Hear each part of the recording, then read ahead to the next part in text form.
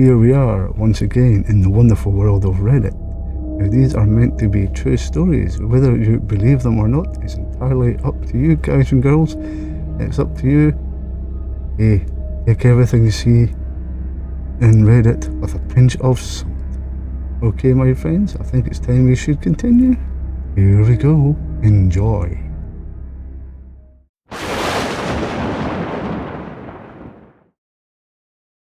This happened to me about 11 years ago when walking home from a friend's house at night.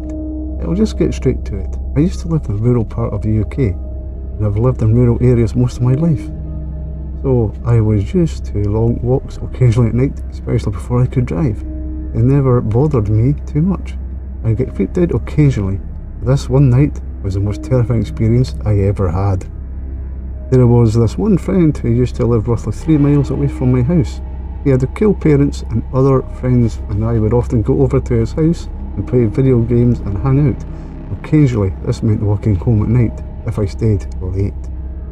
There were 2 ways back from his house. The roadway, which was almost 5 miles long and took about 30 to 45 minutes. The road was very quiet and eerie sometimes, but they were lit by street lamps, so it never bothered me walking this way.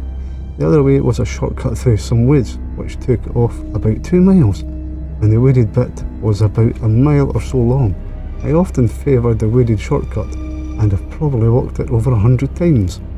The woods were dark, however, combined with a lack of ambient light due to living in a rural area, and you had absolute abysmal darkness. Luckily, most of the time I had my phone light to work with, but sometimes my phone would die, or the battery would be so low the flash wouldn't work, and I'd have to use my screen light. As you've probably guessed by now, this was one of those occasions.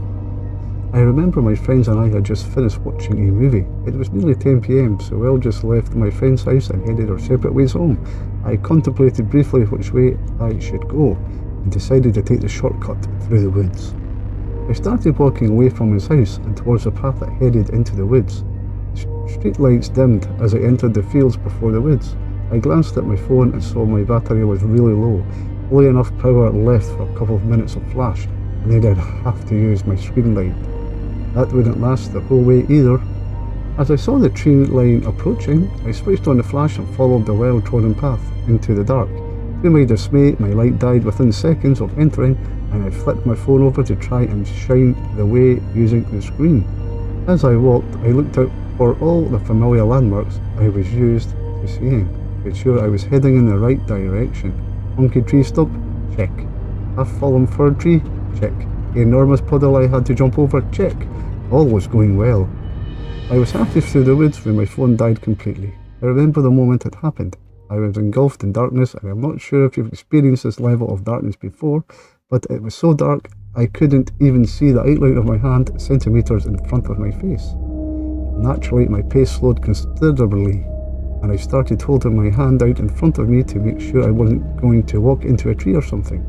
I continued walking for another minute or so, until all of a sudden a pungent smell hit me. Cigarette smoke. I glanced around but couldn't see anything. Then I heard it, a cough. I wasn't alone. Thoughts raced through my head. Who would be out in the woods in the dark? Are they following me? Am I lost? I quickened my pace again, throwing a little caution to the wind. I carried on walking and tripped slightly on a branch. As I regained my balance, I heard another sound. Branches breaking underfoot, what sounded like right behind me. The snapping turned into fast footsteps and grew louder and louder. I started sprinting. I felt the well-trodden path turn to brush. I felt branches, logs and plants hitting my legs. It wasn't long before I fell hard. I was lying on the floor holding my knee. I could still hear the branches snapping around me, and the voice muttered something. I didn't dare move. Then all of a sudden, they turned on a torch. I couldn't see anything except the beam of light, which seemed to be eaten quickly by the darkness of the forest. I lay motionless on the ground as the beam swept through the trees. I could still hear the person mumbling, a deep growl. The crunching of footfall grew and grew. They were only several feet from me by this point. I couldn't breathe. The lights went out, snapping of the branches grew, and then nothing. Quiet. My eyes were wide open, but I couldn't see anything. Then I could hear wheezing. Right above me, I wanted to cry. I wasn't sure if the person could hear me or not. They could have been staring right at me and I wouldn't know. This carried on for about 5 minutes until the crunching of leaves and snapping of twigs started up again, and got fainter and fainter as they moved away from me. I remained lying down for another 5 or 10 minutes, contemplating my escape. Like an idiot, I ran off the path and wasn't sure which way was back to it, or was home. I didn't really care. I thought I was going to walk in one direction until I left the woods and get home from there. I knew as soon as I started moving again, if the person was still in the woods, they would hear me. Should I run or try and sneak out? I opted for the latter. I slowly rose to my feet, listening constantly to my surroundings, picking a direction and started walking.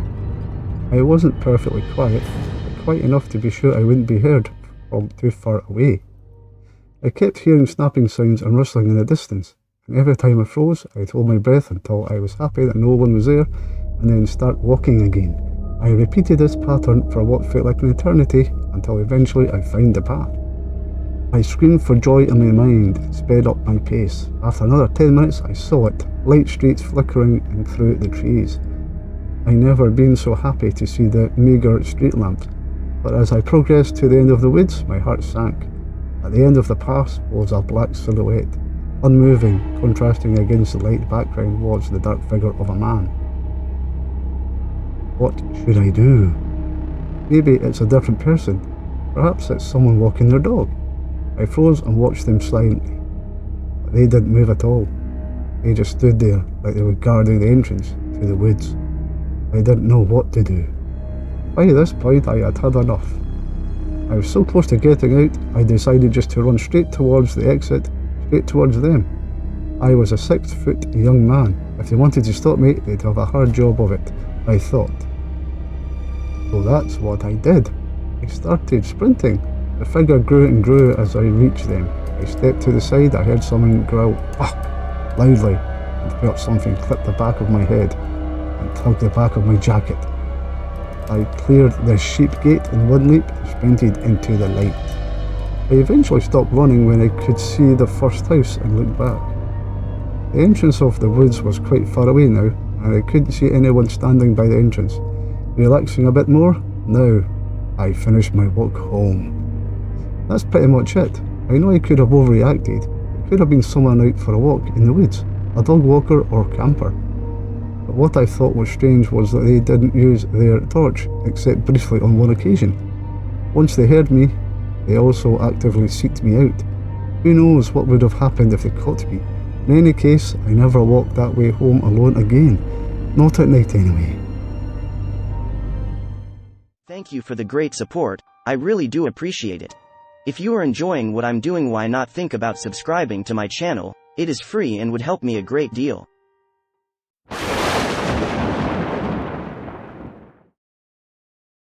I live in the deep woods in southern Missouri. The nearest civilization outside a trailer house down the road is a gas station town a couple of miles away. I've lived here since I was 6 months old and spent my days in the woods. I don't remember a time where I didn't know the winding paths and clearings like the back of my hand. There were always stories of something in the woods. A local tribesman told tales of a spirit that wandered the woods at night. I was deeply invested in the story of ghosts and monsters and that sort of stuff, so the tribesman's tale were pretty run-of-the-mill. I didn't think much of it until a few years ago. One night in around 2010, I was walking the usual trail and got a feeling that something wasn't right. It was like I was walking 3 feet behind my body. It was the sound of a snapping branch that brought my body and mind back together.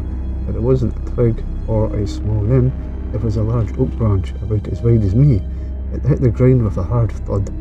After that, the woods became completely silent. No owls or coyotes howling, not even the night breeze. The only sound was my own stunned breath. Out of the darkness, 2 glowing yellow eyes looked directly at me from the shadows. They were several yards down the trail, yet seemed several feet off the ground. A low thundering growl came from the same direction. It was like the growl of a tiger mixed with a bear. I wanted to run back home, but my legs wouldn't budge. My breathing picked up and it became more and more like gasping for air. The growling stopped as the creature started to turn around to go deeper into the woods. Showed me its form in the moonlight. It didn't seem out of this world. I can only describe it as a black mountain lion with the head and body size of a grizzly bear. It looked like it hadn't ate in a month. There was nothing more than skin and bones.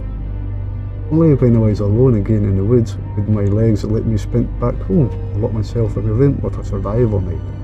Occasionally, on the quietest nights of the year, I can hear it outside my window with the same eyes from the night appearing out of the darkness. I never go outside without my knife anymore, even during the day. I've had several friends that have come over for the day go home that night and tell me of how they feel like they are being watched from outside. So how are you enjoying these videos so far? Are you enjoying them? Are they right up your street? If you do enjoy my content, why not think about giving me a little subscribe? That would help me out a great deal, my friends. Thank you very much. I very much appreciate each and every one of you out there. I think it's time we should continue with the rest of the stories.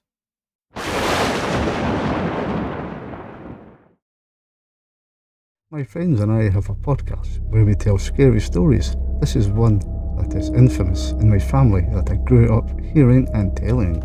Back in the 1980s, my Aunt Kay was in her early 20s. This was before she married my uncle. And when she would drive long distances back and forth between her parents and my uncles to visit, it was a transitional period for them. He had just graduated and she hadn't moved out yet to be with him. It was a long drive across several states, through the desert, which took her hours. This desolate highway would have stretches of road that lasted hundreds of miles, where you quite often wouldn't see another driver, let alone a gas station. Aunt Kay set out and began one of these journeys. A couple of hours into the drive, Kay noticed a dark vehicle slowly catching up to her. She barely noticed as she continued to sing along to Les Miserables until the vehicle got aggressively close. She turned off the music, looked into her rear view mirror, seeing the vehicle flash its brights and a hand pointing at her car, motioning to pull over. Alarmed, she quickly slowed and began to look for a good place to pull off the road to see what must be wrong with her car. The second she began to pull off the road, she said she felt and heard as clear as day, "Don't pull over." Then again stronger, "Don't pull over." Call it God, intuition, or just a gut feeling. But a jolt of adrenaline and fear shot through Aunt Kay's body as she hit the gas and peeled back out into the highway. Heart pumping, Aunt Kate silently asked herself what the hell was that, as she saw the vehicle peel out behind her. The dark vehicle continued to closely follow, flashing their brights and motion to her to pull over. Fear and confusion set in as Aunt Kay began to question what was going on. Why was the driver motioning for her to pull over? Was there something wrong with her car? And what the hell was the warning she felt? It would have been a severe situation if her car broke down out there, especially before cell phones, but she pressed on. Just as her resolve wavered, she started questioning if she truly did feel what she felt. She started slowing back down when the dark vehicle picked up speed. It entered into the oncoming traffic lane and came level to my aunt's car. The driver smiled, pointed, motioned and mouthed the words, "Pull over," to my aunt. She said the second she looked into his eyes, she felt pure evil. She felt a horrible, sick feeling in the pit of her stomach, and again heard the words in her head, "Don't pull over." She described him as looking scary, greasy, and noticed he was missing a couple of teeth in his smile that she'll never forget. That sent chills through her. This quickly dispelled any thoughts she had of pulling over, and she put the pedal to the metal to try to lose him. He chased after her. She slowed down, he slowed down. She sped up, he sped up. It got to the point that he began to try to push her car off the road. Aunt Kay was to the point of tears as this creep continued to terrorise her alone, out in the middle of nowhere. Finally, in what felt like an eternity, Aunt Kay sees a couple of semis off in the distance. She felt if only she could get close or even get in between those trucks, she would be safe, so she took off. He continued to flash his lights, honk his horn, and tried to hit the car until she got close enough to the trucks. As she got in between them, she saw a dark vehicle slow way down and eventually disappear from view. She stayed with the trucks for a couple of hours until she felt safe enough to pull over at the gas station and cry. Fast forward several years, my aunt and uncle are married. He's working at a law firm as a high-profile criminal prosecutor in Las Vegas. She's now a full-time mom of several young children. Since I've known my aunt, she's been obsessed with true crime. Dateline 2020, and Unsolved Mysteries were always playing at her house. This day was no different. She was folding laundry in the kitchen while listening to the TV in the other room. The interviewer was talking about a man who was being interviewed on death row. As she paired another match of socks, she heard the man describe one of his tactics for procuring victims. According to him, he would wait along the side of the highway. A car would go by with family, he'd wait. Another car with a male driver would go by, and he'd wait. But every so often, a car would go by with a pretty woman driving alone. So I'd pull out behind, follow him, I'd flash my brights and honk the motion for them to pull over. Aunt Kate, paralysed, continued to listen. When they would eventually pull over, I'd tell them to pop the hood and I'd be able to tell them what was wrong with the car. They would, and I'd yank a couple of wires. When the car wouldn't start, I'd tell them, no probs, my buddy has a shop in the next town. I can give you a ride and he'll give you a fair deal. My aunt slowly moved to the living room. He'd get in, I'd rape and kill them, and I'd bury him anywhere in the desert. When asked how many times he did this, he responded, they'll never find all the bodies. I can't even count. How many got away? 2 or 3? My aunt stood alone, staring into the same toothless grin she saw on the highway that day. It was Henry Lee Lucas. Thanks, Charlie.